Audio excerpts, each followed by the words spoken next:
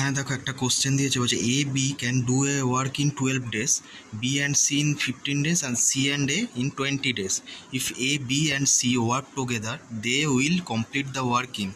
দেখো, এ আর বি মিলে করেছে কত, 12 দিনে করছে, বি আর সি 15 দিনে করছে, সি আর এ করছে 20 দিনে। এবার কি করবে, 12, 15 আর 20 এলসিএম বার করবে। এলসিএম হচ্ছে 60। এই 60টা কী হচ্ছে, এটা হচ্ছে টোটাল ওয়ার্ক। তার মানে এবার 60কে যদি 12 দিয়ে ভাগ করি, তাহলে এ আর বি মিলে কত এফিসিয়েন্সির সঙ্গে কত কাজ করছে, 5 ইউনিট প্রতিদিন। আর বি আর সি মিলে করছে 4 ইউনিট প্রতিদিন। আর সি আর এ করছে 3 ইউনিট প্রতিদিন। এটা হচ্ছে এদের কি এফিসিয়েন্সি। আর 60 হচ্ছে এদের টোটাল ওয়ার্ক। তাহলে এখানে এফিসিয়েন্সি যদি যোগ করি, 5 আর 4 9 3 12 হচ্ছে। এবার দেখো, এখানে 2A 2B প্লাস 2C থাকছে। তার মানে আমাকে এ প্লাস বি প্লাস সিটা বার করতে হবে। তো A plus B plus C equals to 12 ভাগ 2 হবে, 6 ইউনিট প্রতিদিন এদের, এটা এফিসিয়েন্সি।